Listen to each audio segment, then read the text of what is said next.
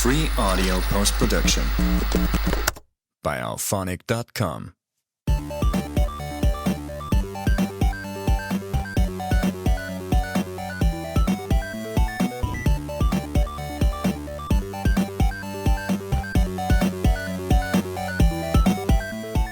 Welcome to A Couple More Minutes podcast, where two veterans of the animation and video game industry talk about exactly that, animation and video games. I'm one of your hosts. I'm Jeff Gabor, and alongside me, as always, is... Pete Paquette. Pete Paquette, that's right. That's who you are. That is who I am.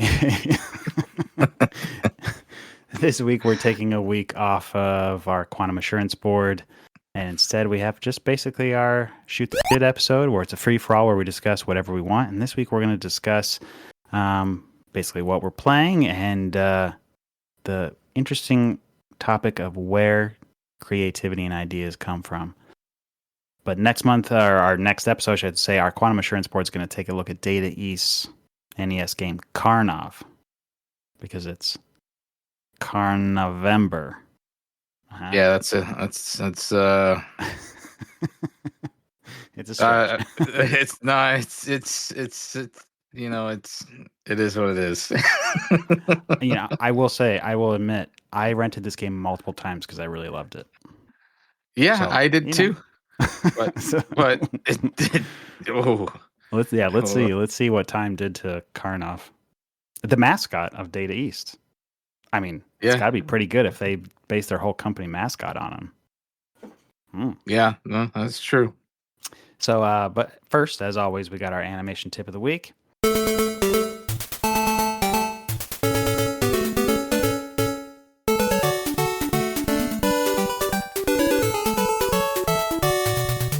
And this week, we're diving into a little bit more video game centric, because animating video games, as we've talked about before, and you've definitely mentioned in even our old iteration of just a few more minutes, animation for video games is very different. And one of those main differences is like, God, you have no control over the root motion, meaning the overall motion forward or down, to the side, up and down of your character, right? As an animator, we don't have control over that. That is correct. That's the pawn or the player. That is part of the design. Like game designers, they have ultimate control over that. So basically, all your animation gets baked down to basically motion in place, even jumps, which is a trip to try to animate a jump when you can't move your character up. It's very frustrating. But you do have to sell it. Like, you have to sell it to your supervisors or directors, or simply just to communicate to the designer what the intention is. So I've gotten very used to the idea of putting all that data on an animation layer. And I'm surprised how many animators I run across that don't do this. You would think it's standard practice, but I'll even admit it. When I first started at my current video game job, I did not do it. It didn't. I don't know why I didn't think about it. I thought maybe the idea of selling the animation was more important, and I'd be faster if I skipped over the idea of putting layers on first and setting up myself for success. Basically, once you sell the idea, you don't want to have to reanimate it. What you want to be able to do is have this, like, if you did a jump, put the forward or up motion on an animation layer, and then when you get approval, you just can hit a single little button, mute the channel, and export it out. That's it. Or if you're doing a run forward, make sure you do the running forward on a layer and just mute it. I mean, you don't have to work on like an overall root controller. You can put all your like body movement or legs, and you can animate it through space, but just put that important data on a layer so you can just mute it later. It saves gobs of time, and it's been a big factor on why like I feel like I'm so fast. It's like, you work smart. The thing about it is if you're an animator and you want to get into video games, you have to be comfortable with layers. There's no other way around it. Dude, you're so right. Yep. I'm surprised. Like in film, I was used to maybe using a gimbal mover here and there, but animation layers was something like, it was like an emergency pull where I was like, all right, I'm going to try something out, or I have a note to hit that is going to be like just a something like I'm going to add noise to a camera or something, and I'll add it on a layer. But yeah, in Yeah. games, oh my gosh, it's a daily part of my workflow. Like it has to be. Yeah. You have so much stuff that you have to mute constantly, and like just for performance selling, that you can't actually put in your export. So, And there's things like especially when you're dealing with mocap. oh really? How so? When you're dealing with mocap and you need to change the trajectory of an arm or something, but you don't want to lose the data of the arm, you can repose the arm in a certain way on a layer, add the weight to it, and go like half weight, so you'll still have Yeah. that data of the arm moving, but you're in a different pose. Yeah. You know? I totally, yeah, I see that. I don't know if you've had experience, but I've had experience where it's like you've also had to take an animation and retrofit it for like maybe a different body type, like maybe it's female or it's a large body type. And you, of course, you don't want to reanimate anything. It's actually crucial that you don't, because you have to make sure that all the animation is the same amount of frames and that kind of thing. So animation layers is how you got to accomplish that as well. So it's very similar. Yeah. Yeah. Uh, I mean, it seems like a no-brainer, but I'm telling you, like, if you're not doing it, you have to do it, like, especially in games. So that's it. That's my tip. You know, it's something that's really important right now also? You are a week away from your Extra Life marathon. Yeah, man. You know what I've been doing for the past 50 days? I have been counting down to game day, which is Saturday, November 8th, a week from today, from this recording. And every day I post a different game, and I figured out I figured out 50 games that offer a high score. Yeah. Which, believe it or not, is a monumental challenge on the NES. It's not as many as you'd think. Yeah. So I got 50 of them, and every day I'll post one, and then I'll ask people to play with me. Jeff Gabor, thank you for playing almost every day. Also, thank you. Shout out to Jason Taylor for jumping on board for a couple times. Yeah. That was cool. And it's been fun. Every day it's a different game, and you play. The idea is you play to get a high score within 2 rounds. Yep. So it's not like a time killer. Yep. And it's been great. Yeah, it's funny. It's gotten me to play a lot of games that I haven't really put much time into, and so I feel like my first credit is always like, what's the controls, what's the objective, and then you give it your best shot on your second credit. Exactly. Yeah. Sometimes you get good on your first credit. You're like, I'm done. Yeah, there was a couple. I think you did Dragon Spirit, right? Dragon Spirit. Yeah, you did that one. I did that one on one life because I beat it. Yeah, you beat it, and I didn't even bother. I was just like, okay, I'll take a day break, and because I've never beat that game, so there's no way it's gonna happen. That game is so good. I really love that game. It is so good. So, as of right now, let me pull it up real quick. As of right now, I am sitting at $2,396 donated. Dang, dude. That's another good year. It's a solid year, yep. And then you get a handful of donations on the day of as well, so it's not over yet. Yeah, that's true. So if you want to look up Pete on Extra Life, make sure you look up his team name, NES Quest, NES Quest. You can find his team, you can find him, you can donate. It goes to such an important charity. It's the Children's Miracle Network, helping kids and their families and research into, basically child diseases and just help getting them through some really painful struggles in their life. Yeah. My particular hospital is Boston Children's. Mm-hmm. I don't have any particular story to go along with that, thank goodness. But I I do know people who have gone through Boston Children's Hospital and have gotten help there. Yeah. So, yeah, and I've mentioned it before. I used to do the marathon with you. Right now, for the last like 5 years, I think I've just donated to your campaign. But I did it for a few years, and that was because my dad worked for the Children's Hospital in Colorado for like 25 years, something crazy like that. Maybe it was wow. longer. Like it was a long time. So got a personal connection in that way. Thankfully, no, I haven't had any real connection to the Children's Miracle Network or had to use it, thankfully. But I mean, you can just go to the website and see some really personal stories of even why Extra Life started. It's pretty heartbreaking, but it's also inspiring to see people take up the whole charity in the name of this one little girl. So good on you, Pete. That's good luck Thanks. on this Saturday. I think I'm gonna actually, for the first time and since COVID, I'm gonna see you in person for it. That'll be awesome. That will be awesome, and I'm going to be streaming it, so you'll see us together for the first time because I didn't think I streamed it back when you used to Yeah, come you're out. right. Yeah. Orange Door? Or no, No, or it's Utah. Utah, 4 O's and TAH Okay, Utah. All right, Utah. Check that out. You see us on Saturday. on Twitch. All right.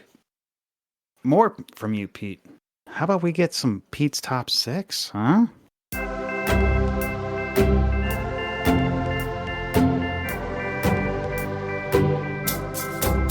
It's Pete's Top 6. Since I've been my life as of lately has been very much preparing for this Extra Life event and also diving into the ministry quite a bit. And so whenever I get a chance to multitask, I do. And this time I have a top six NES party challenges. Oh, nice. We should also just as a quick plug, when you say ministry, you don't mean you're in the Lord's house. No. When I say ministry, I'm talking about my other podcast that where I play a fictional character called Archbishop Dracul, and my brother plays another fictional character called Father Avram. Mhm. It's kind of like it takes place in like a Transylvanian sort of Gothic cathedral, but we worship Nintendo games. Yeah. And we have visitors, and Deacon Gabor has been on many times, and so It's and basically you take our episodes of the Quantum Assurance Board and just add a lot of like humor and cursing, and then that's the ministry, and it's so fun. It's one of my favorite podcasts to listen to. I enjoy that a lot. Yes, thank you very much. So I was like, I have to come up with challenges for game day so people have something to do. I'm gonna have 11 people in my game room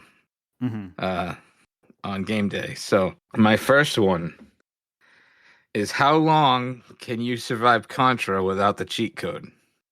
Oh, that's good. Have you ever done that?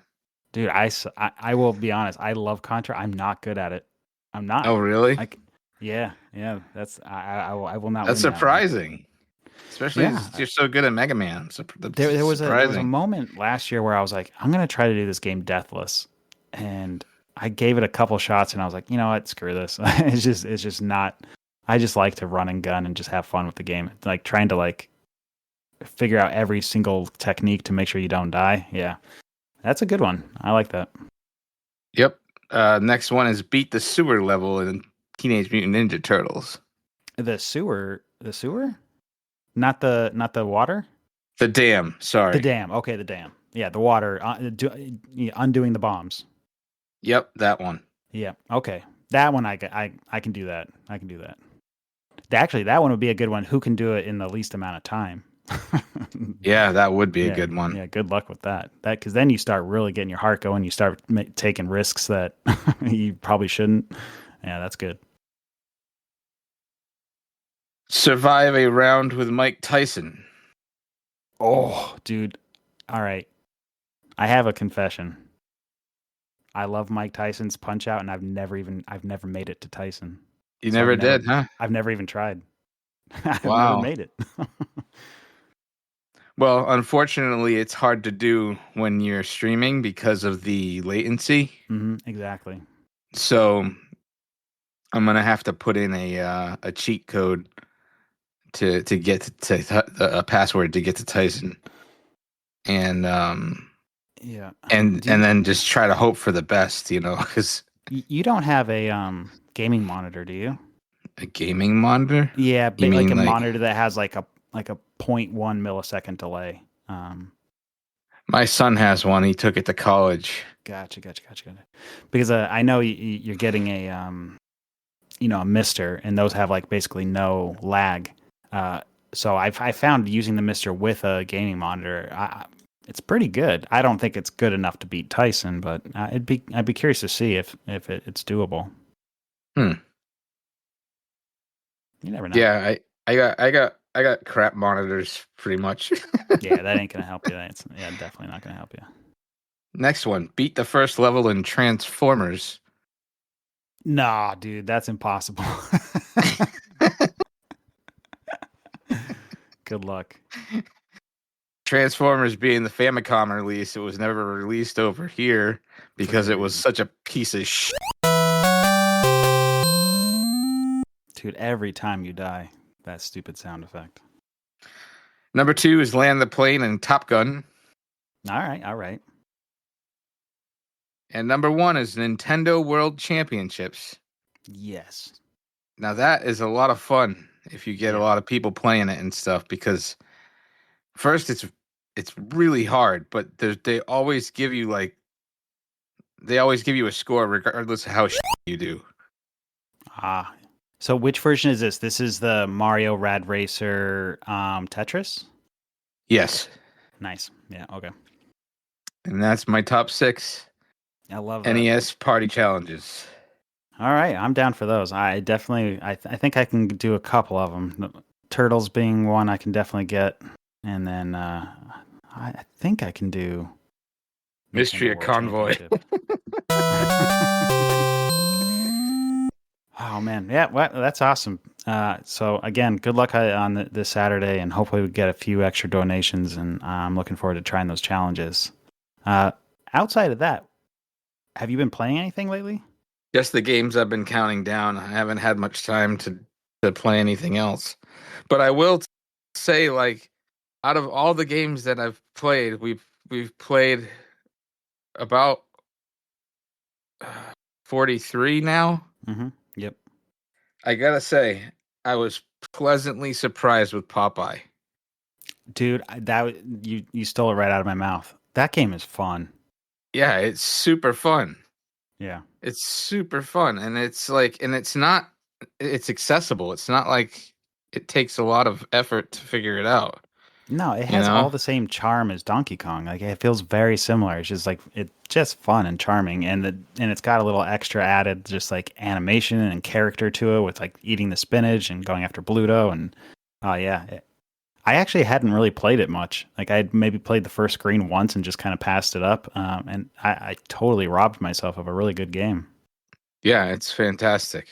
Yeah. Highly recommend it. Yeah. What I don't recommend is the Qbert port, or the Yeah. port of Qbert for the NES. And it was so surprising to me because it's made by Ultra, which is Konami. Mm. And It's the and controls, man. The whole thing's on isometric diagonals, and you got a D-pad that is up, down, left, right. Like, what are you gonna do? yeah, it plays so much better with a joystick.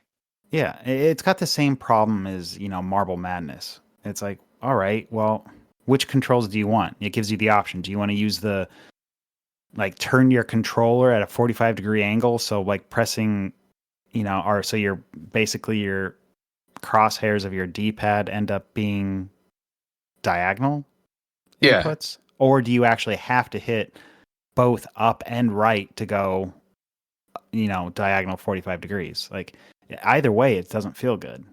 It Well, just doesn't. let's break this down. On the Atari 2600, played really smoothly because you had a joystick. Hmm. But it also played smoothly because when you pushed a certain direction, Qbert would keep going in that direction until you let go of the joystick. Now, with the D-pad, to your point, it is uh the up down left right. It's not angled or anything like that, but you can use diagonal Hmm. functionality, but you have to press diagonal each fucking move. Yep. It's awful. Yeah, it It's honestly, and when awful. you're trying to use your thumb to hit two inputs at the same time, it ends up actually like hurting. Like Yeah. like my thumb became sore after just playing 2 credits of the game. It's not enjoyable. And not to No. mention the game's crazy difficult. Yeah. Yeah. Yeah. I've never found Qbert to be my game. It's funny that the guy curses and whatnot, but it's just like that kind of like nuance and or kind of like oddity wears itself thin real fast. Some honorable mentions for this go to Tiger Heli, Yep. uh, um, Section Z, I would say. Yeah, not a huge fan of that either. No. Yeah, those are the big stinkers of the Even bunch. like by the time it got to the NES, Xevious kind of sucked. Yeah, it Like did. I played it on my Atari 7800 and it was one of my favorite games. But that was like an appropriate time, at least in my life, where it felt unique and cool and it kind of fit.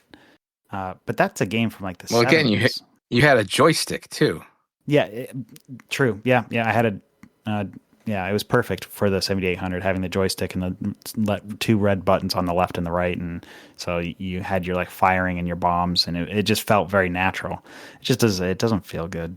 It just doesn't on the NES. So, and then by that time you already have Life Force and Gradius and stuff. It's like it was inappropriate to port that over to the NES, especially so late.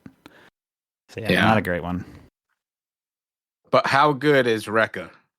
I don't think I played it, did I? You didn't play Rekka? No. Oh, dude, you have to try it. All right. It's it was like a Summer Carnival '92 sort of thing that was released for the Famicom, but Huh. it is by far the best shooter on the system. Oh, really? All right. It's hard as nails, but it's like it's fast, it's intense. Okay. Hopefully you're not pulling the wool over my head. No, I Whatever your promise you. phrase is. If I was saying Transformers Mystery of Convoy, that then Yeah. you'd know I would be, but no, try Recca. It's called Summer Carnival Recca or something like that. Okay. I'll do that. RECCA. All right. I did like Twin B. That was another one you had in. That's a really interesting shooter. Oh Just yeah, silly. Stinger. Is it Stinger? Oh, it was It's Stinger. I was thinking Twin B is another one. I think that's a it's Famicom the one, but same it was universe, okay. Okay, yeah. They or feel very or similar. it could even be the same game, just renamed. Hmm. I'm not 100% sure. But yeah, it's funny. It's like you're shooting these little bells, and if you like bounce the bells up into the air long enough, they turn into different like power ups, and it's very unique, and it's a little bit cartoony take on what would be like Life Force and Gradius and stuff. So I enjoyed that a lot. Yep, that's a good one. I'll I'll divulge. I've been like obsessed with the ideas of indie games, and so I ended up picking up a new indie game that came out about 2-3 weeks ago called Spindle. Hmm. And it's a Zelda, inspired type game, top down, it feels somewhere in between, 8-bit and 16-bit. And it's made by 3 people again, like it was made in Germany. And reading the Kickstarter and all that, like this main guy, the designer, worked on it for 5 years, starting back in 2016. And then he got the Kickstarter and then hired, an artist and a audio guy. So that all in all, it took 9 years for this game to be made, and it's so I don't know. I find it inspiring to see people like push and push and push, and then come out with a game. And I'm playing it, and it's very charming and it's fun. The puzzles are like, oh man, it's like this is all out of like basically one dude's head, and it's great. I will say that it made me think of a couple things, and I don't know if you have this experience playing like the like super indie games where it's like coming out of like one person's head, and it doesn't have a big budget. I always find myself being like questioning the puzzles and the polish, in that you're forced to get into one person's head because they didn't have the time to do all the play testing to make sure things were intuitive or came naturally. Where like even a game like Hollow Knight that I've been talking about, or Silk Song, like yeah, that's a small team, but it got play tested to death. So you can feel confident when you're playing it. It's like, okay, I should have the tools to figure this out. Like enough other people figured it out. I can figure this out. I'm just need to follow the clues. But this more and more and more indie a game is, I lose the confidence to be like, is this guy kind of nuts? Like this might be that same level of like obscurity that came with a lot of our old NES games, where it's like Simon's Quest, like having to kneel down and wait long enough for a tornado to take you away, like to that type of like crazy like nonsense. Like it's just so cryptic in some of those NES games, and I feel like that kind of can leak into the indie game scene because people sometimes just assume that other people's brains will work like their brains. And so I did find that a little bit in this game, where there's just like a couple clues where I'm like, what? Like, what am I supposed to do? I can't figure it out. And I found myself basically just like wandering endlessly and just knocking on every door and trying to figure it out. And there's a little bit of that where it's like I feel like I'm wasting my time a little bit because I can't quite get into the head of the designer enough. But that's still overruled by just how charming and how cool it is to support, a really small team and seeing what they can pull off. And so I looked into their funding, and they ended up like getting funded for about $68,000, okay, to make the game. So they had to they had to take that $68,000 and spread it over the next 4 years. Now, I from what I gather, they all had jobs on top of that. So, they're basically moonlighting their hobby and kickstarting it to get a 9-year project made. And then their last post it's kind of humbling and depressing, in that they basically talking about their Steam sales. And so I went over to Gamealytic that we've been talking about and looked at their sales, and it predicted basically the sales that they've had so far amounts to somewhere around $40,000. And it's just like, dude, can you imagine? Like you spend 9 years on your baby, and your return is $40,000 that you have to split 3 ways. It's like, God, man, this indie game scene is rough. Yeah, it's really rough. Yeah. And what's crazy is their reviews. They have 97% overwhelmingly positive. Like, so if you play it, you love it, but it's not getting to the people that would like to play it. Like I would assume a lot of people that grew up with Zelda, like these type of games, would enjoy it, but they're too busy playing whatever the big AAA is, because there's just, the scene is so crowded, and the battle royale games are just sucking all the air out of the room. Yeah, and that's the reality. That's the grim reality. Is that these newer, a lot of people think like, oh, 3D is 3D is better. It's not. It's different. No. Yeah, I agree. I actually find the storytelling in some of these other games lends itself to just being able to be deeper, and you can concentrate it on more because you're not overwhelmed with the technicalities that weigh you down with making these 3D games. You can concentrate more on the storytelling and the actual like the fun of the game. I find myself having a whole lot less fun with 3D games, which is for the most part why I just avoid them. Yeah, and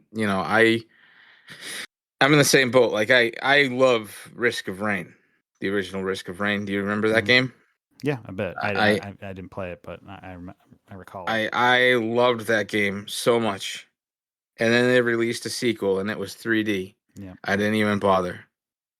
And then, funny enough, I must have been not the only one who thought that, because they came back with Risk of Rain Returns, and it's in 2D.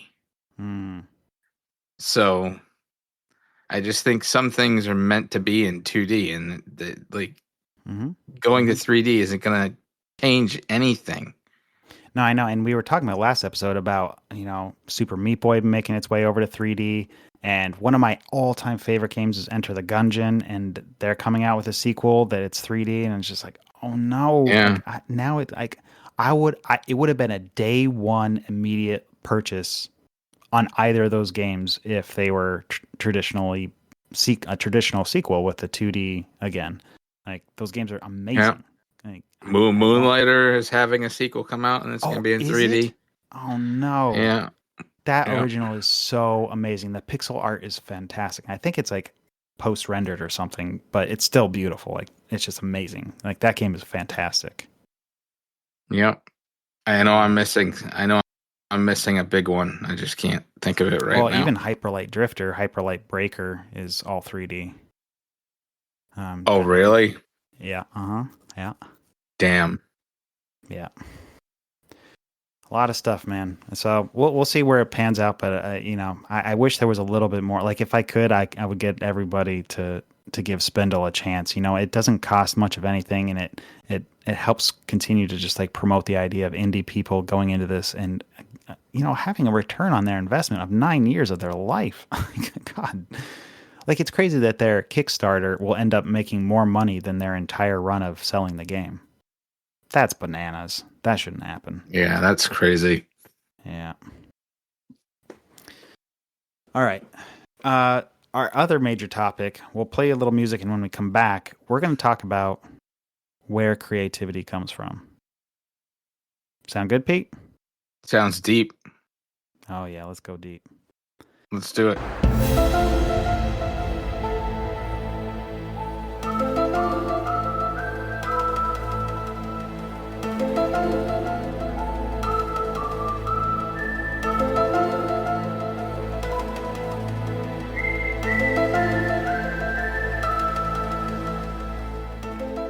All right.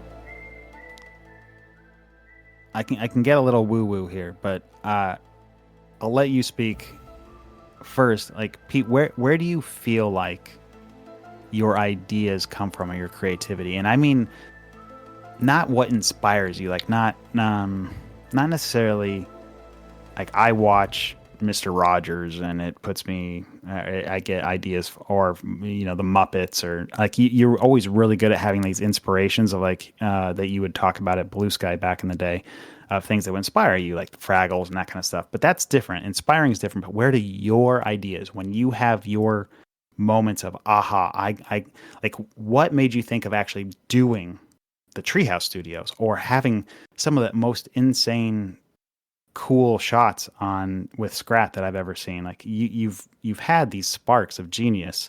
Where does that come from? That's a very good question. I mean, maybe you've never even thought about it, but I'm curious.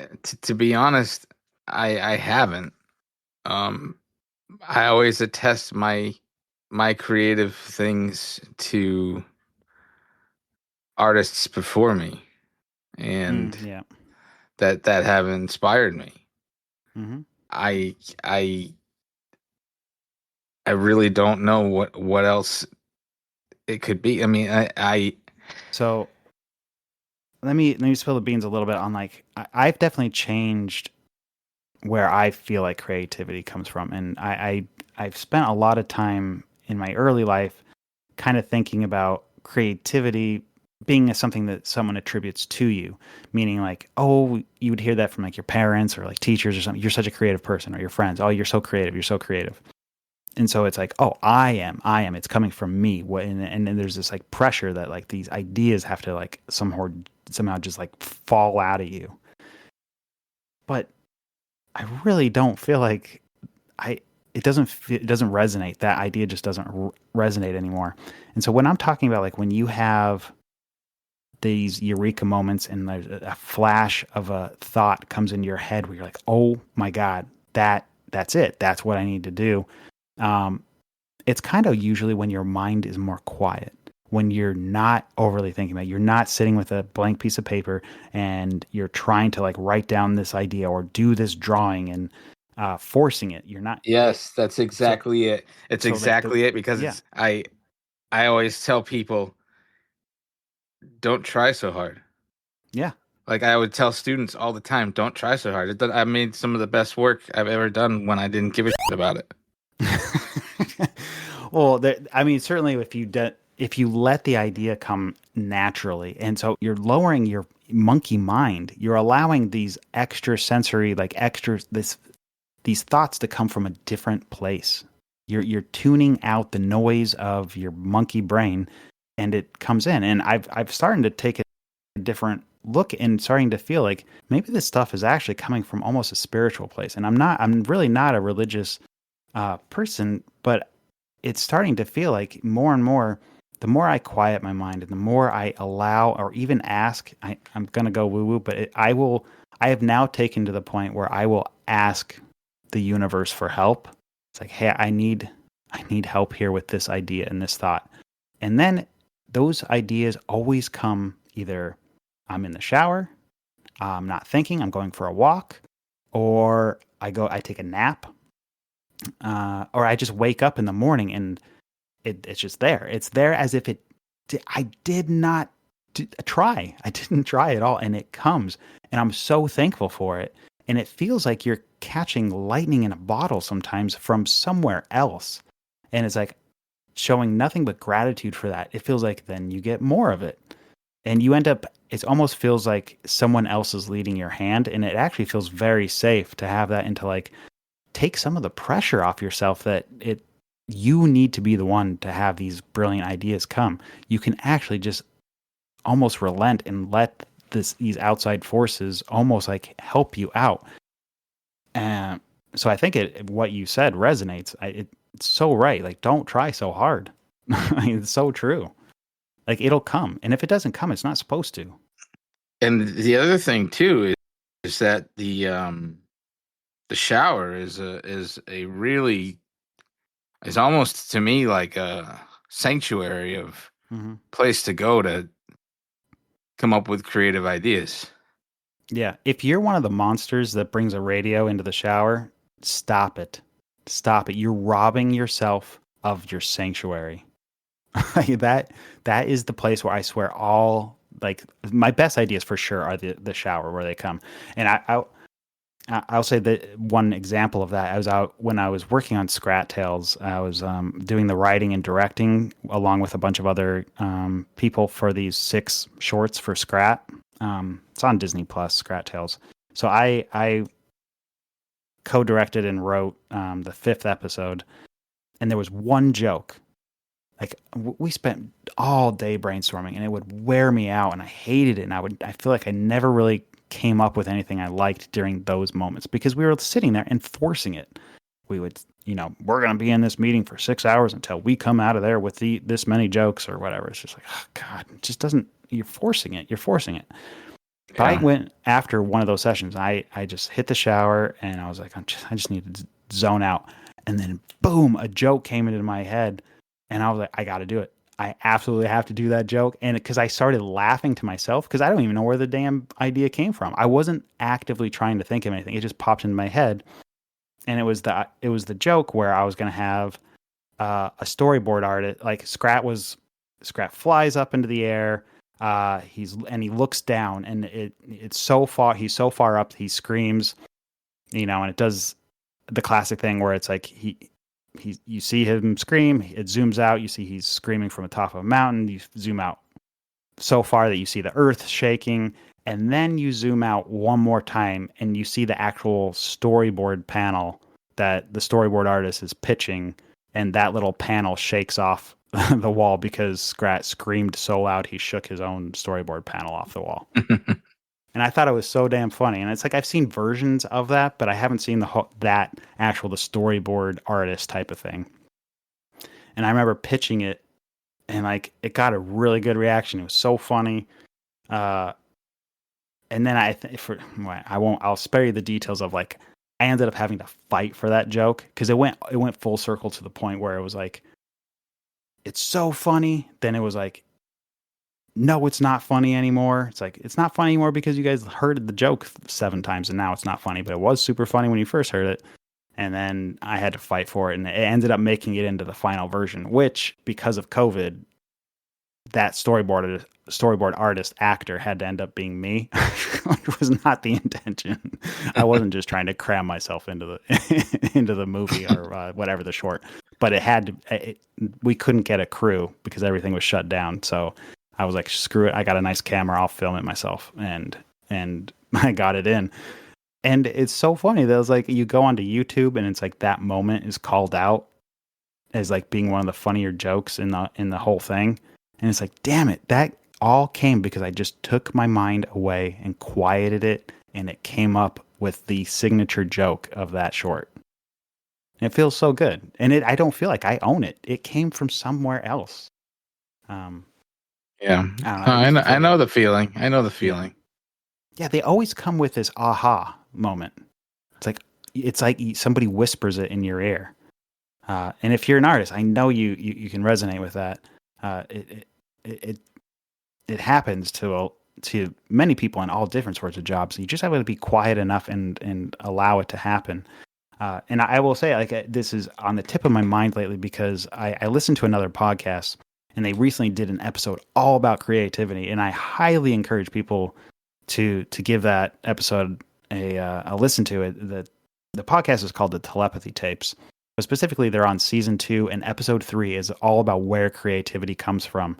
And it gets really into that spiritual, almost like universal place of where ideas come from. And it talks about artists that are so popular that, they got music producers, they have book writers, they have poets, talking about like Ernest Hemingway and that kind of thing. Like, this is all the amazingly talented people that you would just say, oh, they're just so creative. But they all say that creativity does not come from them, and they have this whole different respect for where ideas come from, and almost like they just feel like they're these messengers of these ideas, and it's really cool. It's just a really awesome perspective, and it feels very humbling, and also makes you feel like you're not really alone. I don't know, because I feel like the idea of having to be forced to come up with creativity can be a very lonely endeavor, especially when you feel like all the pressure's on yourself.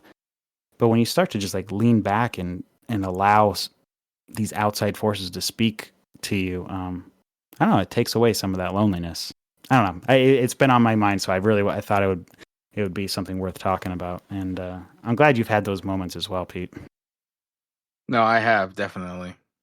Yeah. It's one of those things that's very hard to articulate. Yeah, it is. Because it's just an emotion and a feeling, and they're also, they don't come and they don't stay. Like, it'll come like a shot in the dark, and it'll just be there, and then it's like you can do what you want with it, and so it doesn't feel like a long term, like I'm not sitting there talking to someone, but yeah, yeah, you're right. It's a fleeting feeling, and it's hard. Yeah, it is hard to describe exactly. But you know what I also like recently saw a little like video of David Bowie talking about creativity. And I've seen it before, but it made me pause and really think about it. And he was talking about how artists working for other people to satisfy their ideas is the crux of like doing bad work as an artist. Yeah. I couldn't agree more, man. It's like so many times, like when you're cast on a shot that doesn't sing to you, or you're working on a whole movie that you don't want to work on, or you're working on a whole game that is like somebody else's whole idea, and you're having to like and then they tell you, be creative with this shot, dude, figure it out, like make something amazing with this, and you're like, it's not even my art, like I'm not, and you're trying to force it. It's that same thing you were telling your students. It's like when you're asked to force it, and you're like, hey, the shot's due in 3 days, so you better get to it. Of course you're going to come up with your worst work. And that's what David Bowie is saying. It's like, that's when you make your worst work. It's like, yes, yes, it is. I don't know Very what true. the answer to that is, but because we all have bills to pay. But man, that feels true. Sometimes my worst work happens when I'm just like forced to do a shot in a couple days, and I'm just like, God, screw this, man. No idea is coming. I'm gonna have to actually use my personal creativity because nobody on the outside is gonna help me with this bull crap. And then you end up with some animation that you're like, well, I just won't tell anybody ever that I did that. Yeah. I don't know what the answer is to that, Pete. We got to work on stuff that inspires us so we get more of that extra magic told and whispered into our ear.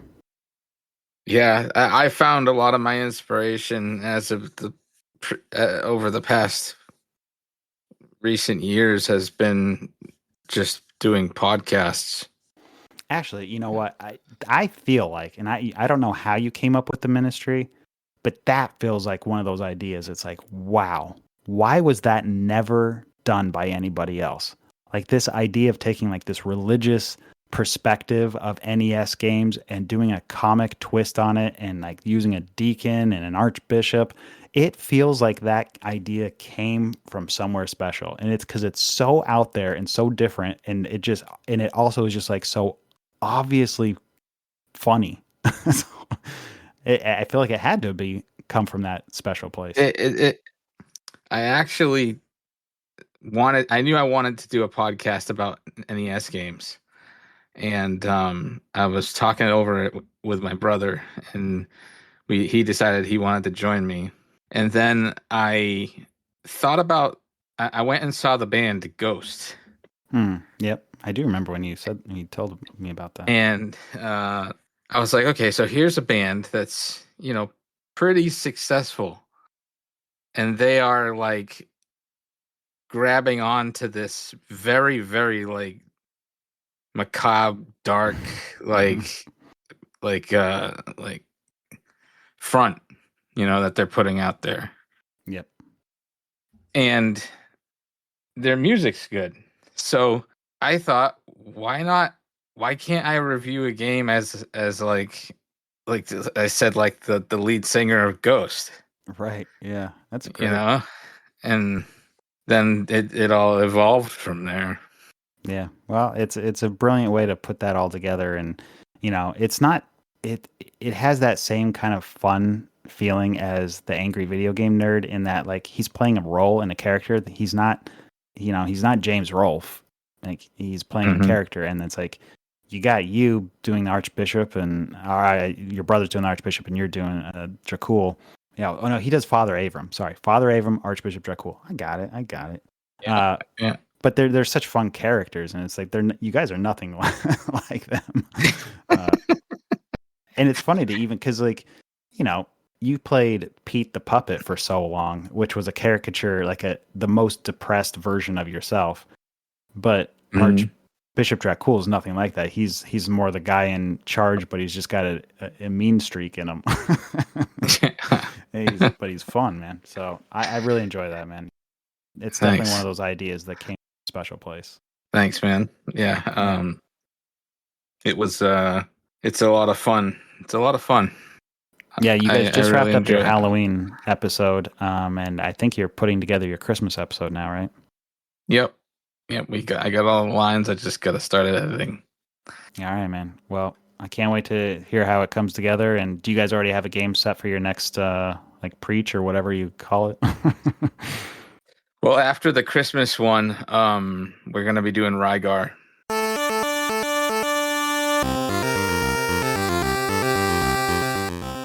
I think. Nice. So, we wanted that. We basically wanted to put the Christmas one out in November, take December off, and get that way it would give us time to play a longer game. Yeah. So we want to play Rygar.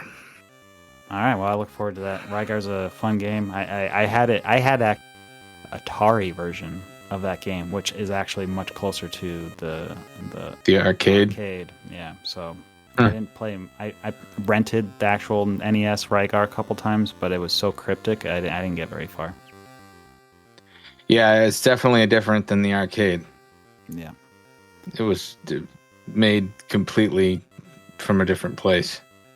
So, Well, it's funny. I put Rygar and Karnov in a very similar category, so it'll be interesting having those back to back. So, enjoy playing those, especially Karnov. We maybe we'll have to play a little Karnov at at your Extra Life thing. well, I usually do You do, highest score Carniv run, like see how far you can get. Oh man, the camera's And so jank in that game. it's not only the camera, man. It's it's just it's everything. It's locomotion too. I know. Hey, and not every review can be Little Sam's, so we got to try something. That's true. All But right, it's gonna be a fun one. yeah. So I'll talk to you the next time when we get back together for Carnival. I'll actually see you sooner than that in person, and I will see you this weekend. And I guess we'll sign off here. All right, man. Take it easy. All right. Well, this has been just a couple more minutes. We're two veterans of the animation and video game industry about exactly that animation and video game. You can check out Pete and his podcast at the Ministry, MINESTRY podcast. And thanks for listening here again to a couple more minutes, and we'll catch you in a few weeks to talk Karnov. Karnov.